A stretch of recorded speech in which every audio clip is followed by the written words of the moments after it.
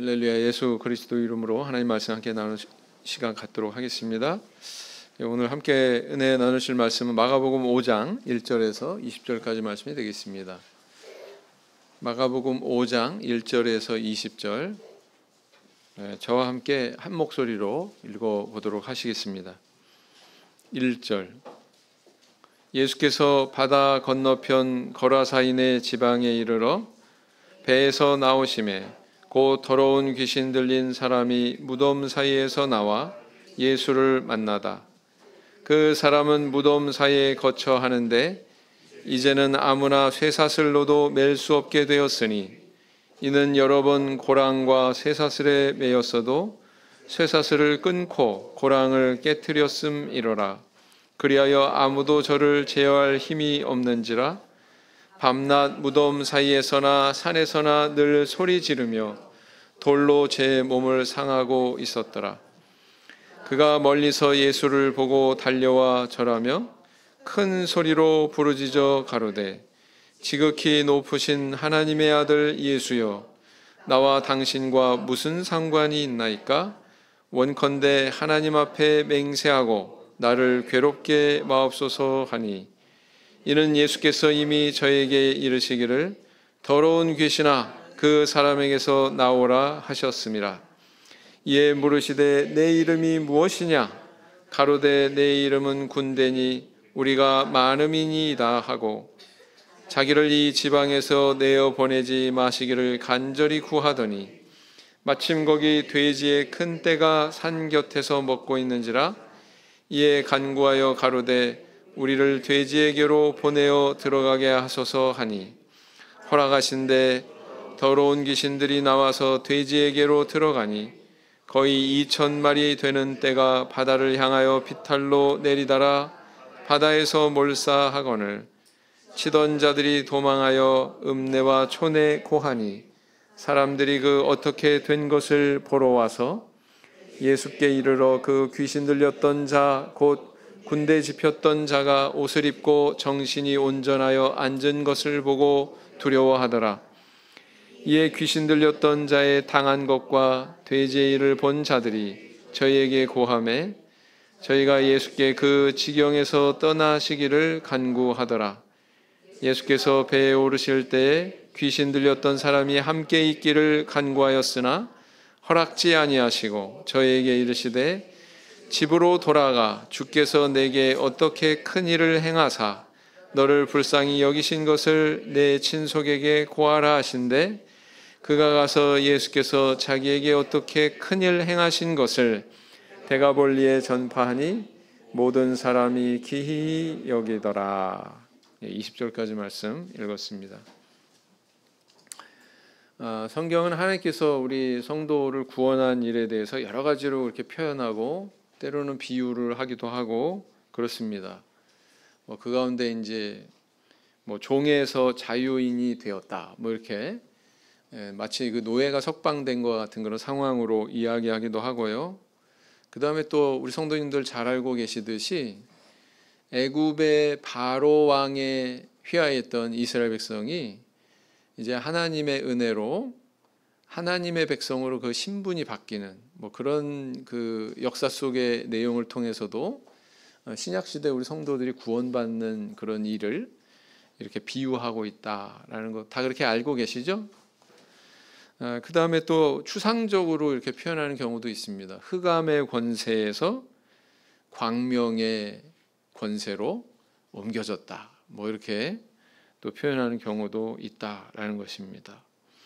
어떤 표현이 있건 우리 성도님들이 이렇게 구원받은 것에 대해서 성경은 분명히 이것은 가치 있는 것이고 이것은 참 소중한 것이고 축복된 일이다라는 것을 이야기하고 있다는 사실입니다. 골로새서 1장 13절 말씀을 보시겠습니다. 골로새서 1장 13절. 골로새서 1장 13절.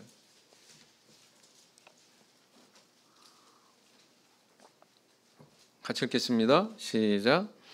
그가 우리를 흑암의 권세에서 건져내사 그의 사랑의 아들의 나라로 옮기셨으니 그랬어요. 그래서 이렇게 하나님께서 우리를 이렇게 구원하셨다. 또 이 구원의 성격이 어떤 것이다. 어떤 가치가 있다. 뭐 이런 것에 대해서 우리가 잘 깨닫지 못하고 거기에 대해서 깊이 그렇게 성찰하지 않으면 우리는 과거의 모습으로 이렇게 돌아갈 그런 위험도 있다라는 것입니다. 우리는 어떻게 우리에게 주신 그 하나님의 구원의 은혜를 잘 깨닫고 항상 그 안에 거하는 그런 생활을 할 수가 있을까요? 그러기 위해서 우리는 뭘 알아야 될까요? 오늘은 이 가다라 지방의 한 광인이 치유받은 이야기를 통해서 함께 생각하고 은혜를 나눠보고자 합니다. 자, 오늘 본문에 보니까 갈릴리 바다, 갈릴리 호수의 동남쪽에 있는 거라사라고 하는 한 지방이 이렇게 등장을 하고 있습니다. 다른 복음서에서는 거라사가 아니라 가다라 지방 이렇게 또 기록을 하고 있죠. 그 지명이 바로 그 지명이다. 거라사나 가다라나 모두 같은 지방을 가리킵니다. 이 지방은 이방인들이 거주했던 것으로 그렇게 전해지는데 그도 그럴 것이 오늘 본문에 보면 돼지라고 하는 짐승이 등장하고 있죠. 유대인들은 돼지고기를 먹습니까? 안 먹습니까? 유대인들은 돼지고기 안 먹습니다. 하나님께서 금하신 그런 사항이죠. 구약의 율법에. 그래서 돼지고기를 먹지 않으니까 돼지를 기르고 치는 일을 하겠어요? 안 하겠어요? 안 한단 말이죠. 그런데 여기 보니까 이 가다라 지방 사람들은 이방인들이 거주하고 있었고 이방인들이 하는 일이다 보니 돼지를 키우는 그런 일을 목축업을 하고 있었다는 것을 기록을 하고 있습니다. 그런데 어느 날 예수님과 제자들이 배를 타고 바로 이 이방 땅을 찾아가신 거예요. 그리고 그 땅에서 아주 영적으로 심각한 상황에 있는 한 사람을 만나셨습니다. 바로 귀신 들린 자였죠. 그 사람의 상태에 대해서 오늘 읽으신 본문의 2절부터 5절까지 내용이 매우 상세하게 이렇게 나열을 하고 있습니다. 어떠했습니까? 이 사람은 귀신 들린 사람의 상태. 첫째, 그는 어디에 거했어요? 집이 아니라 무덤 사이에 거주했다고 그렇게 기록하고 있습니다. 둘째는 뭐예요? 이 사람 어떻게 행동했습니까? 마치 짐승처럼 큰 소리로 자주 울부짖었던 것 같아요. 그 다음 세 번째, 또 어떤 현상이 발견이 됩니까? 자기의 몸에 상처를 내는 그런 자해 행위를 서슴지 않았습니다. 그 다음 네 번째는 뭐예요? 이건 좀 심각해지죠. 이렇게 되면 지나가는 행인에 대해서 해코지하고 공격하고 위협하는 뭐 이런 그 행동도 보였다는 것입니다. 그래서 이 사람들은 이 사람을 제어하려고 쇠사슬로 묶었지만 놀랍게도 괴력을 발휘해서 힘이 어찌나 센지 그 쇠사슬과 쇠고랑을 끊어버리곤 했다. 이렇게 기록을 하고 있습니다. 자, 이쯤 되면 겉모습은 사람이지만 뭐예요? 짐승, 그죠? 짐승 같다. 이렇게 짐승 같은 모습을 보이는 이 사람의 상태의 원인은 무엇이었습니까? 바로 이 오늘 본문 안에서 발견이 되는데 이 사람 안에 뭐가 들어가 있었어요? 무수히 많은 귀신이 들어가 있었기 때문이다 라는 것입니다. 여러분들 실제로 이런 유사한 사례가 대만에서 제가 간증을 통해서 들은 바가 있습니다. 혹시 대만에 가시게 되면 규휘 기도소라고 온갖 대나무로 이렇게 다 성전을 지은 그 다 신도들이 지었대요. 힘을 합해서 규휘 기도소라고 하는 곳에 가면 이 뭐예요? 오늘 본문에 있는 이 귀신 들린 자와 같은 유사한 사람이 있었던 그 간증 이야기를 들을 수가 있습니다. 대략적으로 말씀을 드리면은요, 이 마을에 귀신 들린 사람이 실제로 이런 사람이 있었답니다. 그래서 사람들이 이 사람을 어떻게 취급했냐면 창고 같은 그런 건물을 짓고 거기다 결박을 해서 집어넣는 거예요. 그리고 이제 먹을 것만 가끔 집어넣어주고 그 다음에 이 사람에 대해서 이제 어느 우리 교회 목사님이 부임하셔가지고 굉장히 불쌍히 여기셨다는 것입니다. 그래서 이제 이 사람을 바깥으로 나오게 하고, 근데 이제 여러 사람이 힘을 합해가지고 막 사지를 다 이렇게 묶어가지고 힘을 못 쓰게. 근데 힘이 장사래요. 딱 이 본문 말씀에 이 귀신 들린 자가 똑같습니다. 그런 가운데에서 뭐 옷도 입지 않았고, 그리고 오랫동안 이제 머리도 깎지 않고 목욕도 안 하고 막 그러니까 냄새가 굉장히 심했을 거 아니에요. 그렇게 냄새도 굉장히 심했고, 그 다음에 이제 그 자기 인분을 취하기도 하고 막 그런 것들이 이제 발견이 되는 거죠. 막 그런 상태에 있는 사람을 우리 교회 목자님이 마을 사람들하고 힘을 합해가지고 귀신을 쫓아낸, 나중에 얌전해졌대요.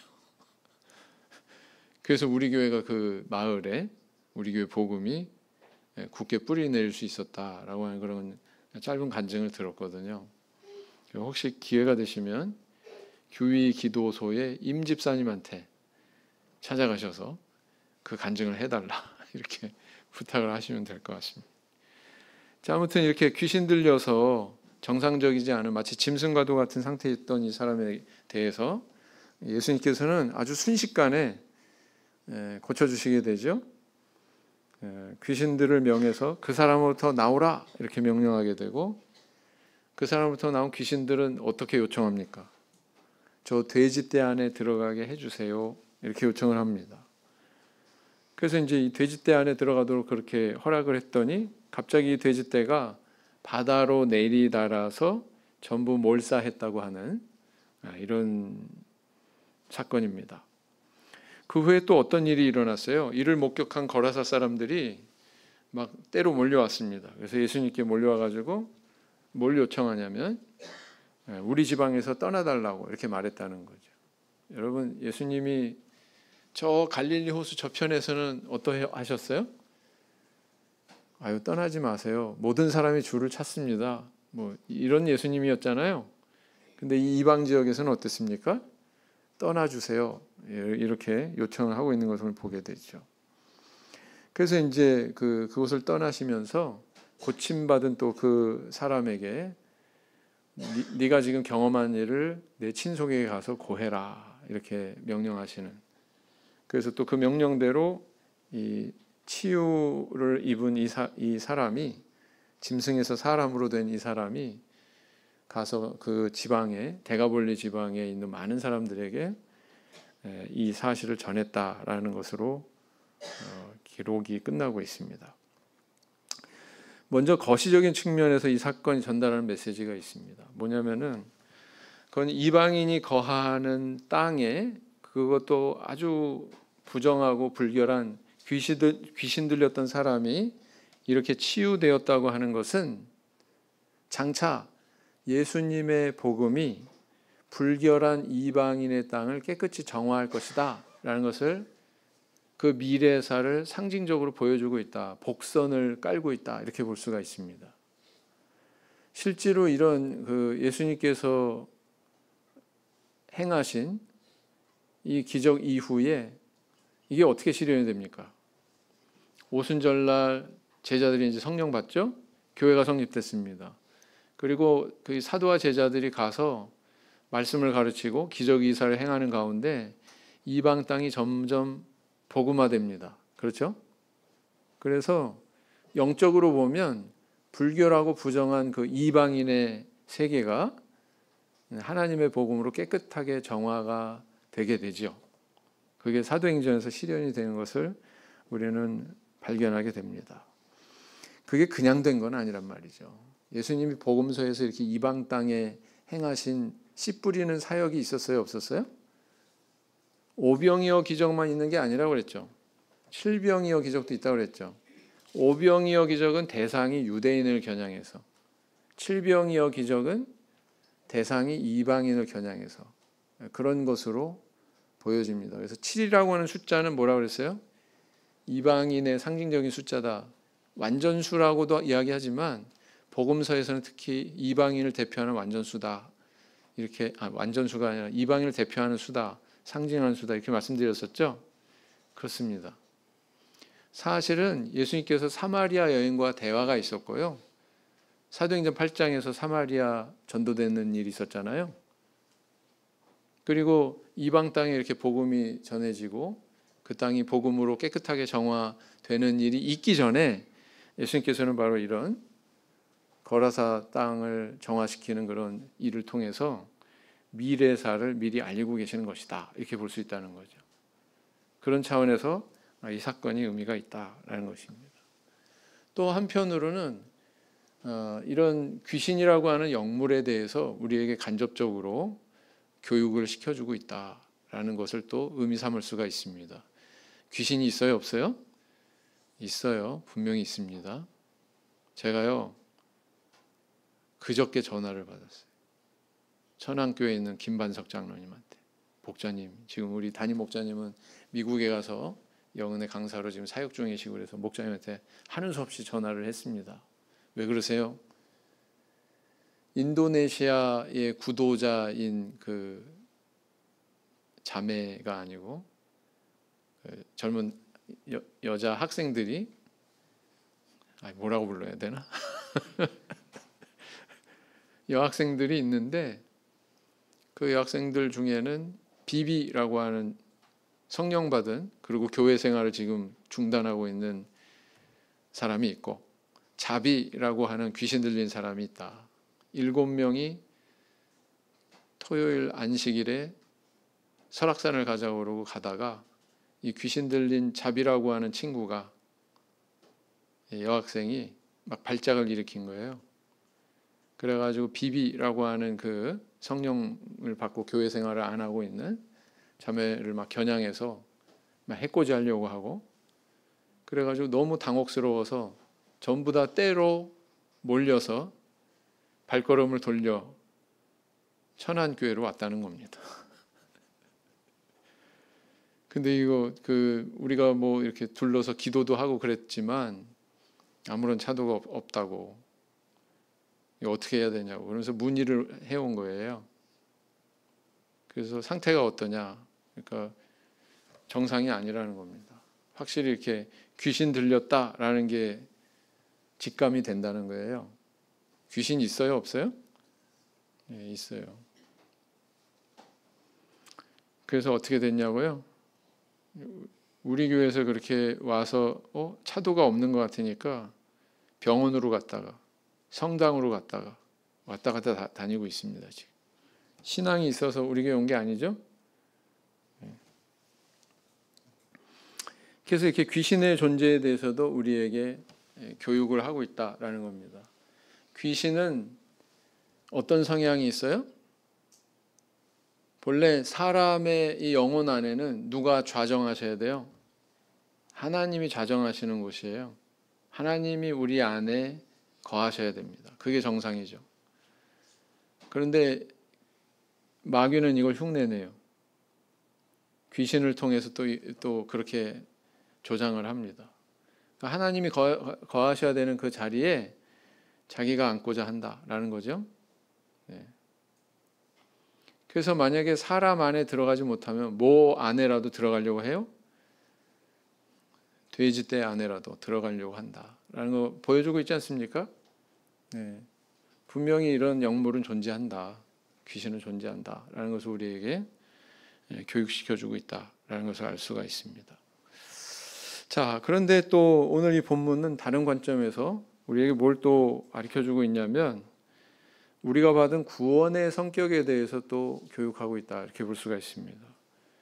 우리가 받은 구원의 성격에 대해서 교훈하고 있다라는 것입니다. 다시 말하면 구원이란 바로 이런 것이다 라는 것을 우리에게 가르쳐주고 있다는 거죠.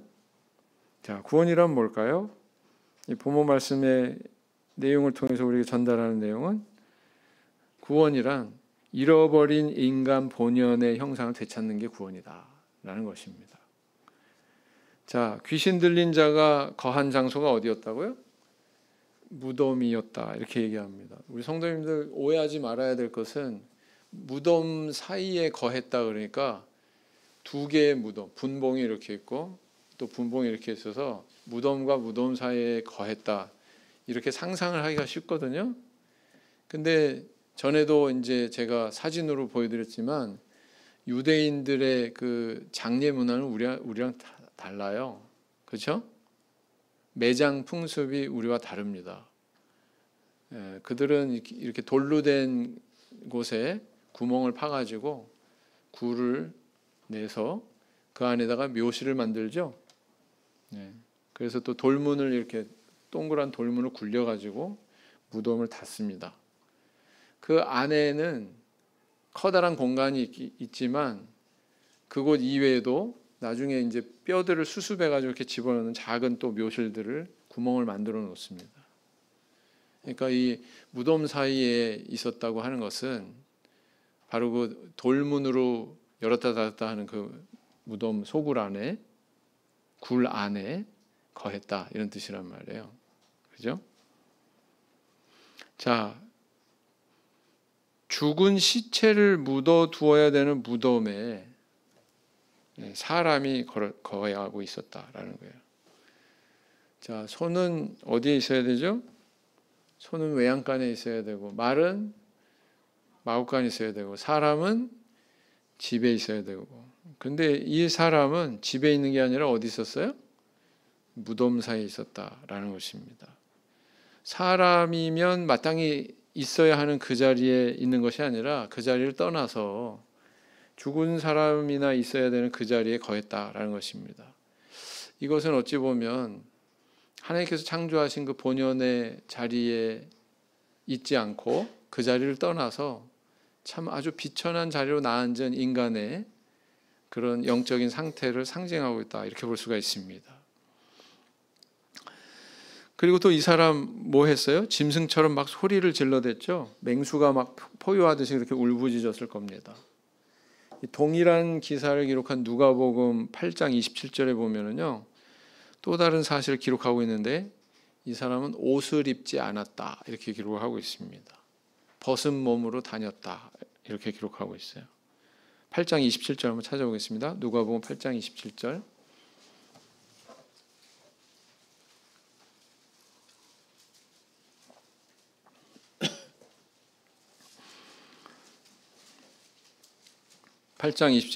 육지에 내리심에 그 도시 사람으로서 귀신 들린 자 하나가 예수를 만나니 이 사람은 오래 옷을 입지 아니하며 집에 거하지도 아니하고 무덤 사이에 거하는 자라 그랬어요.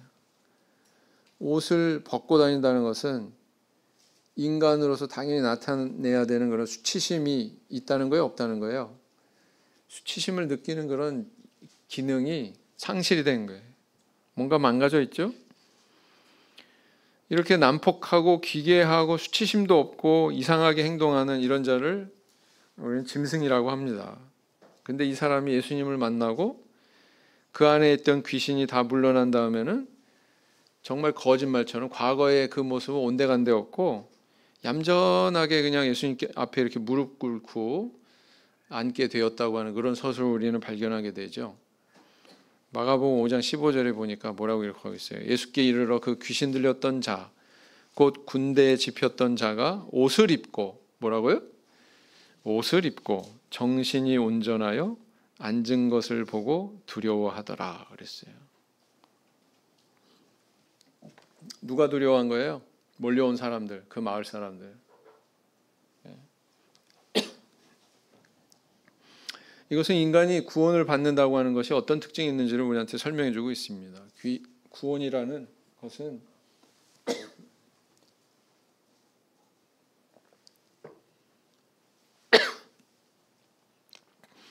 아담이 범죄한 다음에 잃어버렸던 인간 본연의 모습, 하나님의 형상과 모양으로 창조되었던 그 본연의 모습을 잃어버렸잖아요.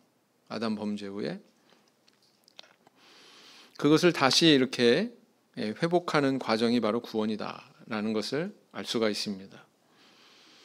그래서 이렇게 마치 이 귀신 들렸던 자가 단정한 옷을 입고 주님 앞에 이렇게 나오는 것처럼 구원받은 자는 어떻게 되는 거예요? 우리에게 다 영적인 옷이 있죠? 세례를 받고 우리는 흰 옷을 입었다, 의의 옷을 입었다. 성경은 이렇게 우리에게 가르치고 있습니다. 뿐만 아니라 선한 양심을 회복했다. 선한 양심은 뭐예요? 그 양심이란 우리 자신을 비추는 거울과도 같습니다. 그래서 이 거울을 통해서 자신을 볼 줄도 아는 사람. 그래서 내가 입고 있는 옷이 뭐가 묻었는지, 더러운지, 깨끗한지, 그죠? 더러우면 빨아야 되고, 옷 매무새가 잘못됐으면 또 고칠 줄도 알고, 얼굴에 뭐가 묻었으면은 닦아낼 줄도 알고, 그렇지 않습니까? 그렇게 아름답게 치장할 줄 아는 것처럼 바로 영적으로 우리 안에 그런 기능이 회복된 것을 상징하고 있다, 이렇게 볼 수가 있습니다. 그래서 우리가 무엇을 말하고 행동할 때 이것이 떳떳한 것인지 뭐 부끄러운 것인지, 이건 내가 수치심을 느낄 만한 것인지 아니면 느끼지 않아도 되는지, 여기에 대한 분별이 있나 없나, 이거 굉장히 중요한 문제죠. 그렇죠? 우리가 만약에 그런 데 대한 분별이 없다면 옷을 벗고 활보하는 것 같아요. 자기 얼굴에 잔뜩 뭐가 묻었는데 거울이 없으니까 그것도 깨닫지 못하고 막 활보하고 다니는 거랑 똑같습니다. 근데 성경은 뭐라고 기록하고 있어요? 우리는 이미 물세례로 흰 옷을 입은 존재다. 그런데 그렇게 거듭난 후에도 또 어떠해야 된다고 가르치고 있습니까? 계속 옷을 빨면서 선한 양심이라고 하는 거울에 자기를 비춰보면서 아름답게 너 자신을 갖고 나가라, 이렇게 얘기하고 있다는 거예요. 부디 그런 길을 가는 저와 우리 성도님들 되기를 원합니다. 로마서 13장 14절. 로마서 13장 14절.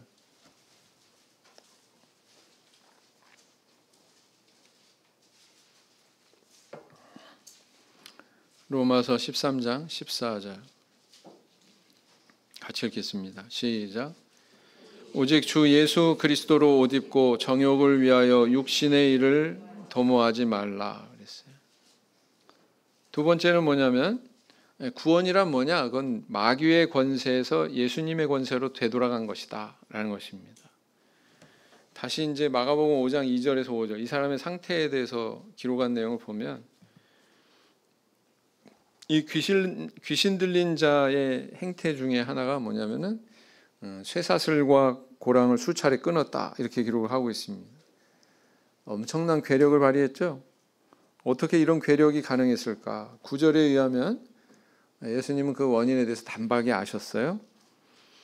그것은 그 사람 안에 들어가 있는 귀신 때문이다. 그 사람의 능력이 아니라 그 사람 안에 들어가 있는 귀신들 때문이다 라는 것입니다.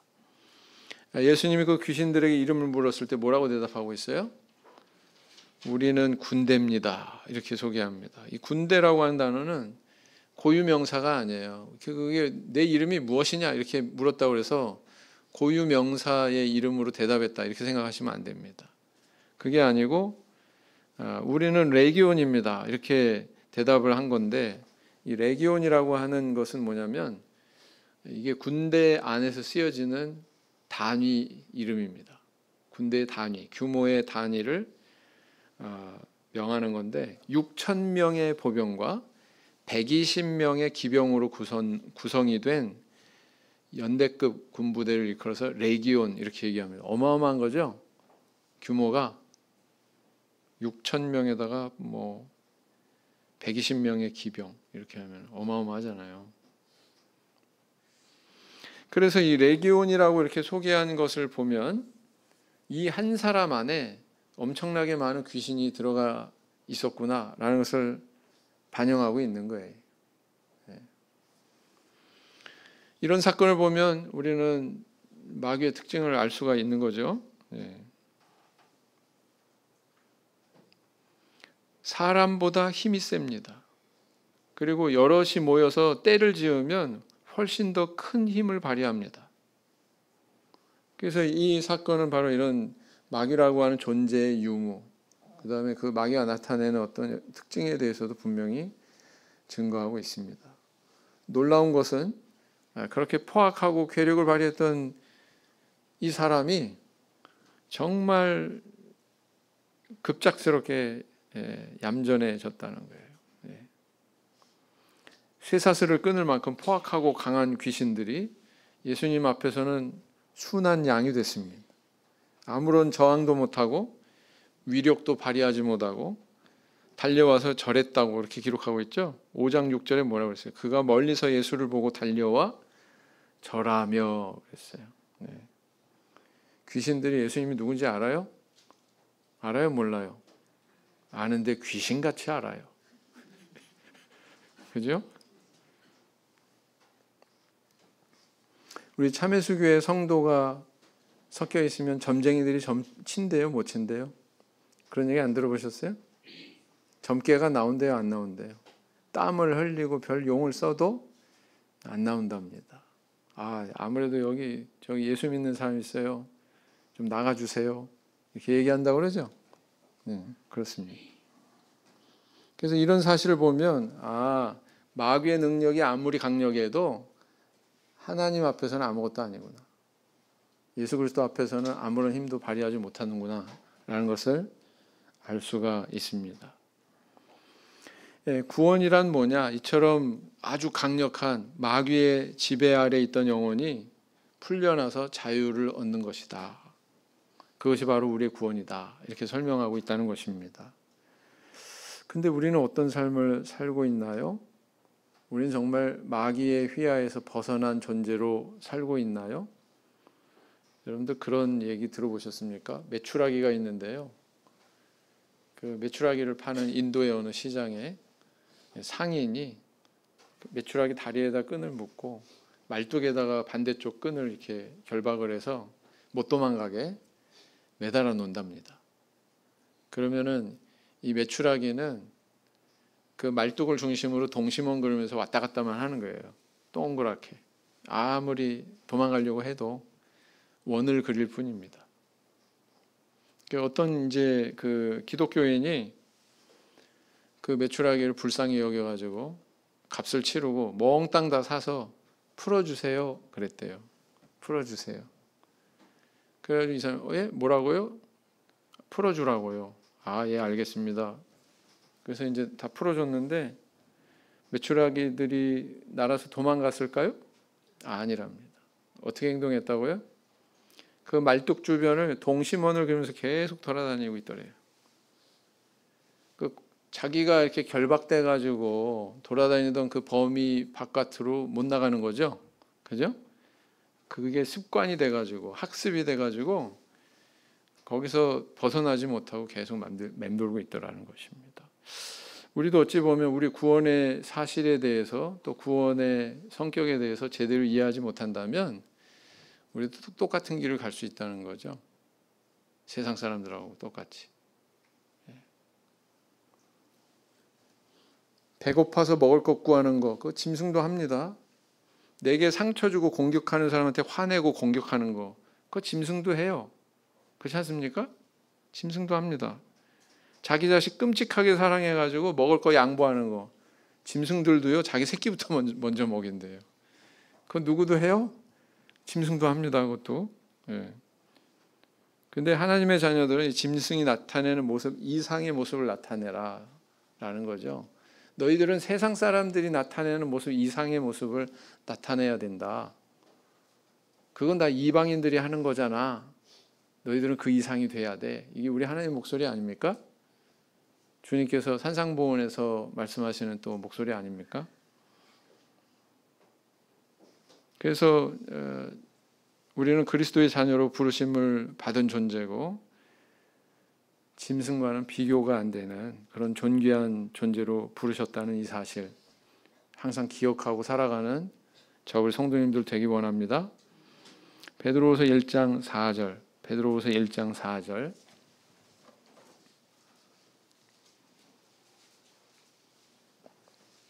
베드로후서 1장 4절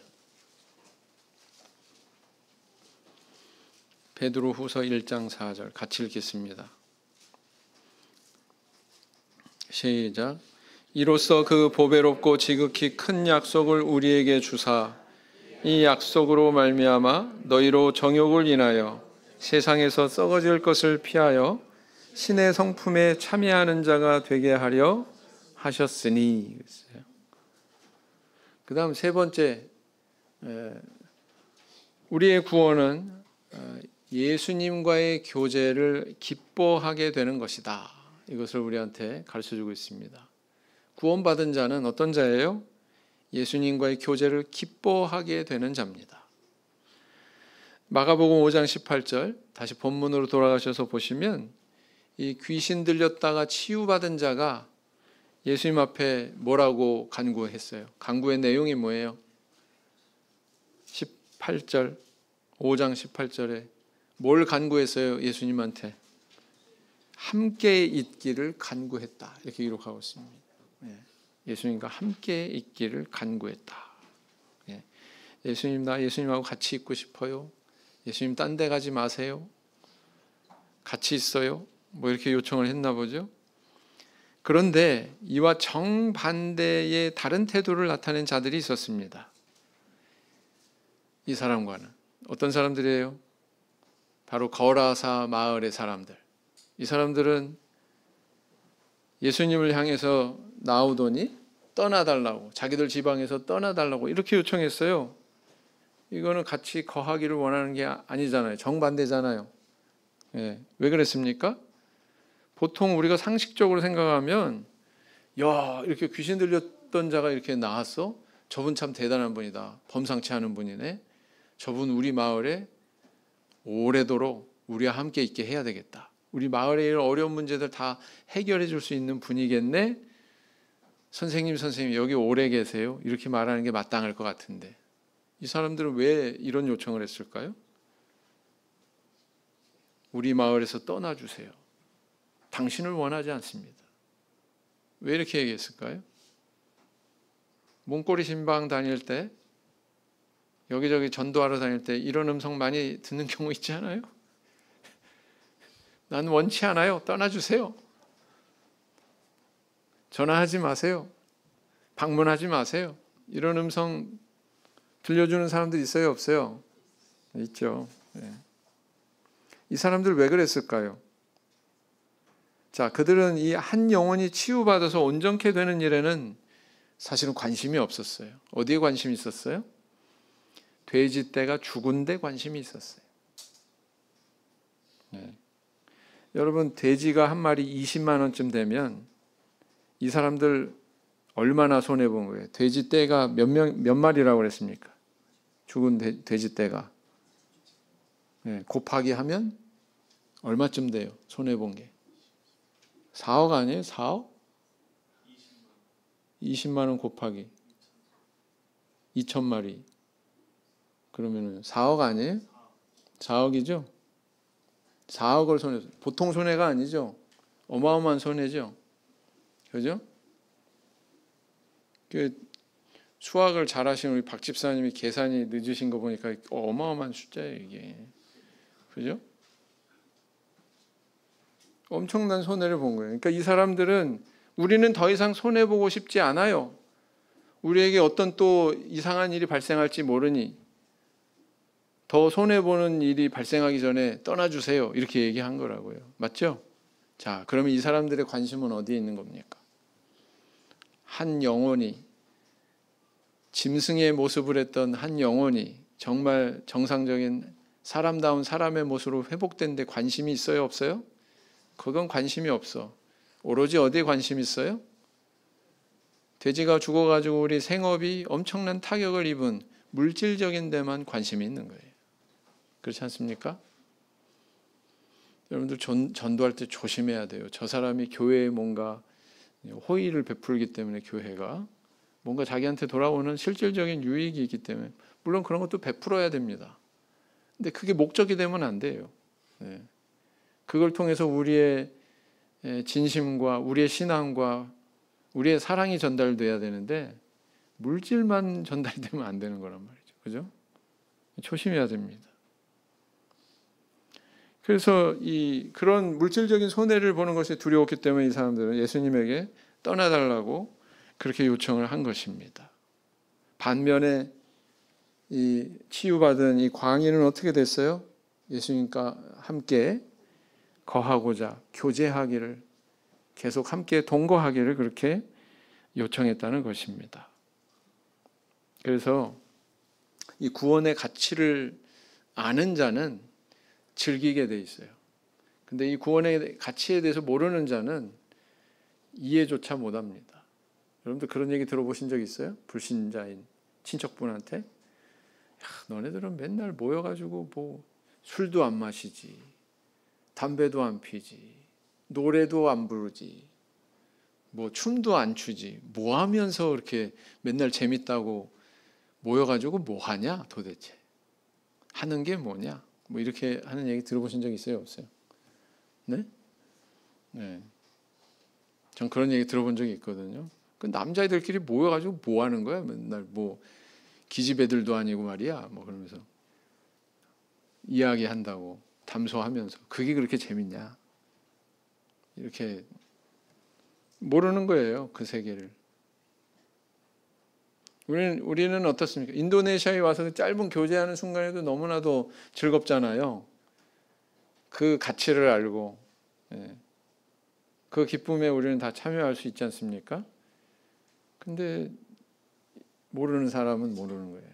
불신자들은 이거 모르는 거예요, 그 세계를.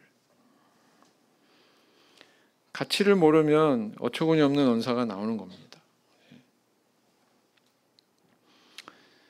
도둑은 경찰관과 함께 있기를 좋아할까요? 싫어할까요? 당연히 싫어하죠. 정직한 자는 경찰관이 가까이 있어 주기를 원합니다. 왜냐하면 나한테 필요한 존재니까. 그렇죠?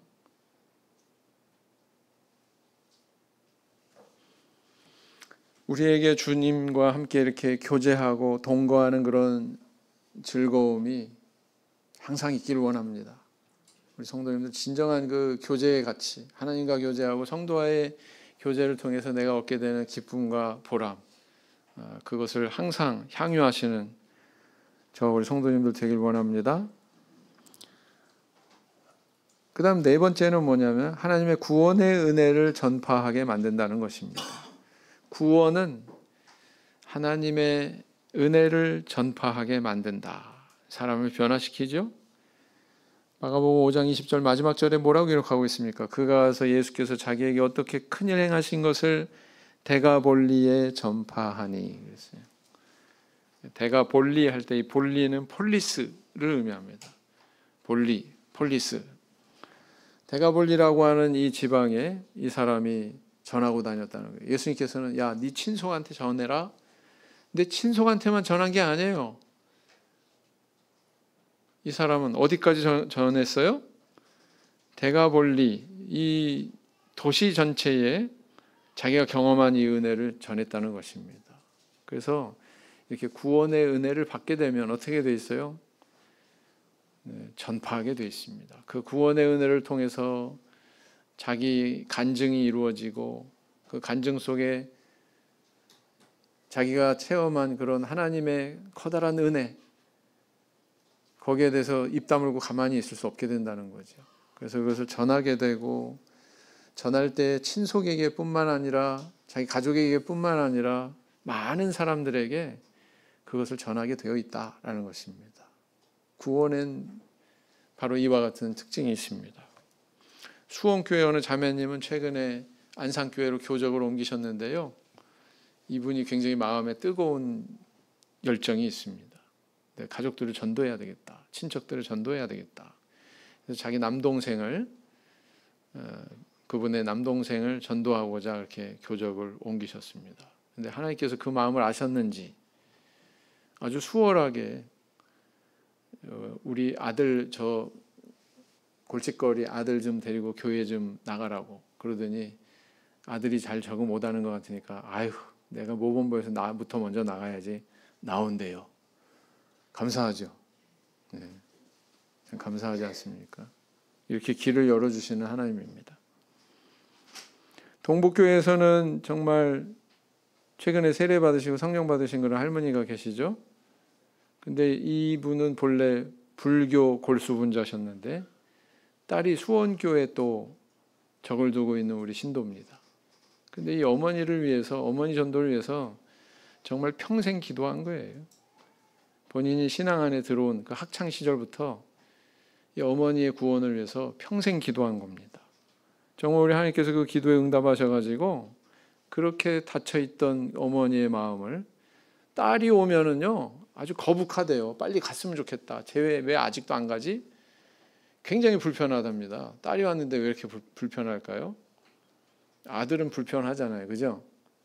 뭐 챙겨줘야 되고 먹여줘야 되고 막 아들은 불편한데 딸은 정겹고 나이 들면은 뭐 엄마한테는 딸이 최고야. 딸은 꼭 낳아야 돼. 딸이 있어야 돼. 막 그러는데 딸이 오면은 두렵대요. 딸이 오면 불편하고 마음이 그랬던 분이에요.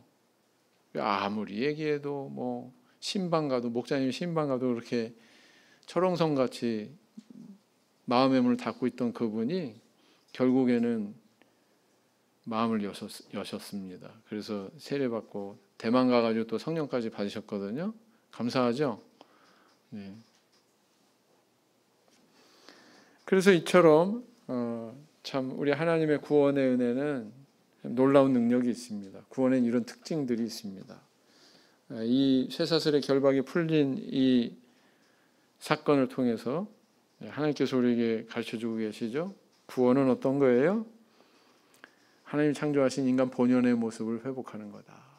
구원은 어떤 것입니까?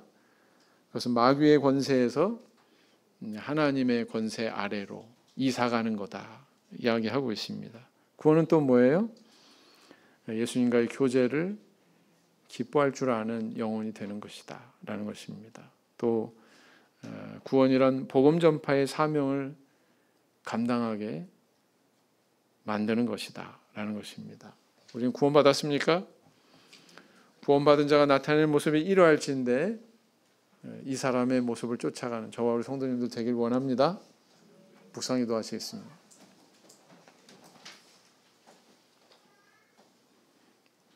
아멘.